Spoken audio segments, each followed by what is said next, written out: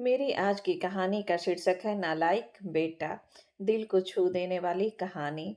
Hello माँ, मैं अनुज बोल रहा हूँ। कैसी हो माँ? मैं ठीक हूँ बेटे।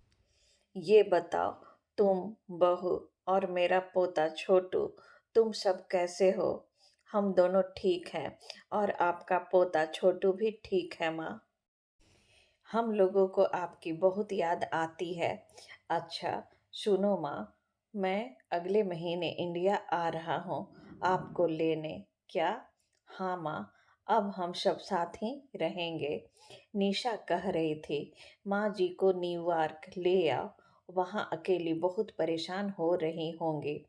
हेलो, सुन रही हो माँ? हाँ बेटे, हाँ।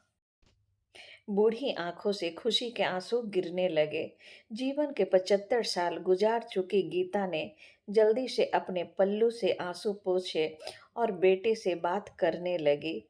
पूरे 5 साल बाद बेटा घर आ रहा था।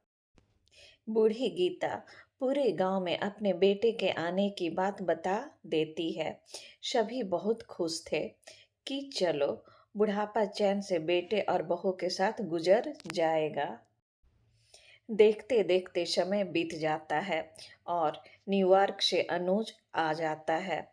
उसने कहा कि माँ, हमें जल्दी से वापस जाना है, इसलिए जो भी रुपया पैसा किसी से लेना है वो लेकर रख लो, और तब तक मैं किसी प्रॉपर्टी डीलर से मकान की बात करता हूँ। मकान? माँ ने पूछा। हाँ माँ, अब ये मकान बेचना पड़ेगा, वरना कौन इसकी देखभाल करेगा? हम सब तो अब न्यूयॉर्क में ही रहेंगे।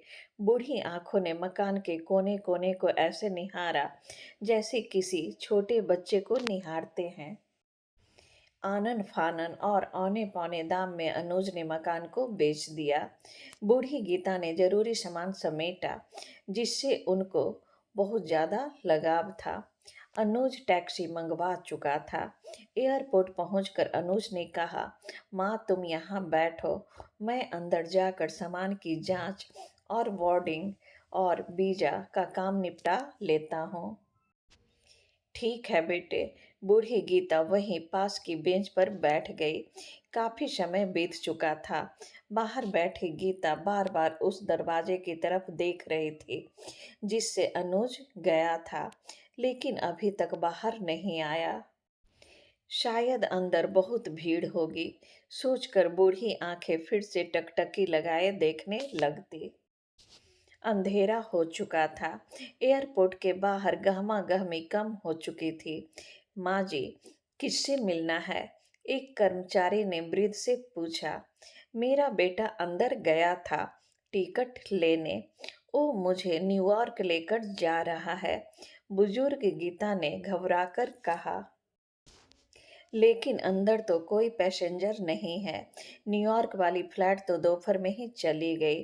क्या नाम था आपके बेटे का? कर्मचारी ने सवाल किया। गीता के चेहरे पे चिंता की लकीरें उभर आई।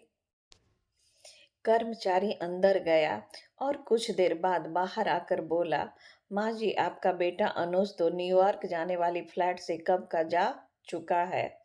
क्या? बूढ़ी गीता की आंखों से आंसुओं का सैलाब फूट पड़ा। बूढ़ी गीता का रोम रोम कांप उठा।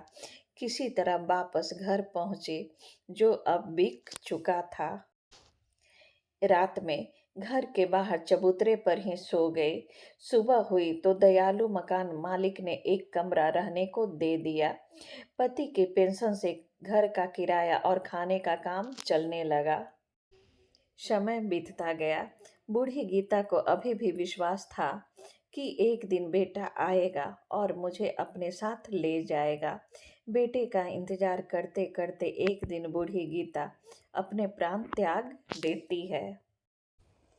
एक माँ बाप अपने बच्चों में अपनी पूरी कमाई लगा देते हैं, फिर भी बच्चे उनके त्याग को भूलकर गैरों जैसा व्यवहार करते हैं।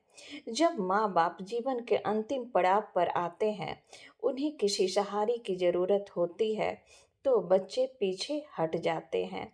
क्या इसी दिन के लिए माँ बाप अपने बच्चों को पाल पोस कर बड़ा करते हैं?